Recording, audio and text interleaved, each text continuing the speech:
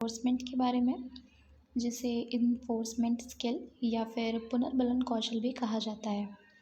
इस स्किल का यूज़ किया जाता है स्टूडेंट्स को एनकरेजमेंट देने के लिए, जैसे कि कुछ क्वेश्चंस आपने पूछे स्टूडेंट से और फिर उसके आंसर देने के बाद स्टूडेंट से कहा गुड या फिर वेरी गुड या फिर क्लैपिंग सिंपली करवाना स्टूडेंट्स के लिए। ये सारी चीज़ें जो होती हैं वो स्टूडेंट्स को एनकरेज करती हैं और भी ज़्यादा पढ़ाई में मन लगाने के लिए, इंटरेस्ट जगाने के लिए और साथ ही साथ उन्हें और भी नेक्स्ट क्वेश्चंस के आंसर देने के लिए।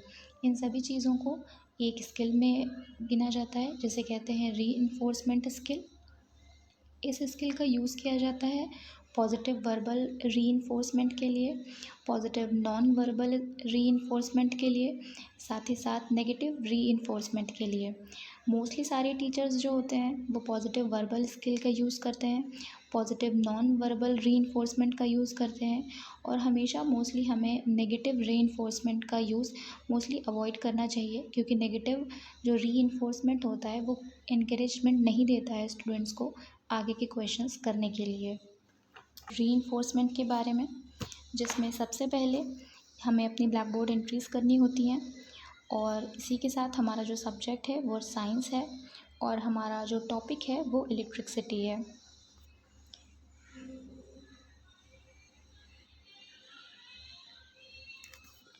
ये सभी हमारे कंपोनेंट्स हैं जो कि रीइंफोर्समेंट स्किल में यूज़ होते हैं। नेक्स्ट, ये हमारी टेबल है जो कि रीइंफोर्समेंट स्किल की है, जिसमें हमने स्टूडेंट से जो भी क्वेश्चंस पूछे हैं हमारी माइक्रो टीचिंग के अंदर, हमारे चैप्टर को चाहे पढ़ाने के बाद हमने पूछा हो या फिर हमारे चैप्टर को स्टार्ट करने के टाइम पर पूछे हों, जो भी क्वेश्चंस हमने पूछे हैं स्टूडेंट्स के नॉलेज के अकॉर्डिंग, वो सारे स्टूडेंट्स से जो भी हमने क्वेश्चन पूछे हैं नेक्स्ट यहाँ पर कॉलम में हमने उसके आंसर लिखे हैं, जो भी स्टूडेंट्स ने क्वेश्चंस के आंसर दिए हैं। साथ में यहाँ पर रीइंफोर्समेंट है, जैसे कि फर्स्ट क्वेश्चन जो पूछा गया स्टूडेंट्स ने जो भी आंसर दिया बिल्कुल करेक्ट था, वहाँ पे हमने रीइंफोर्समेंट दिया गुड। तो इससे स्टूडेंट्स को एनकरेजमेंट मिलता है आगे के नेक्स्ट क्वेश्चंस के लिए और साथ ही साथ इंटरेस्टेड रखने के लिए जो भी हमारी टीचिंग चल रही है उसमें। तो हमारा यहाँ पर कॉम्पोनेंट कौन सा यूज़ हुआ है, फर्स्ट वाला कॉम्पोनेंट जिसमें हमारा था पॉजिटिव वर्बल कॉम्पोनेंट।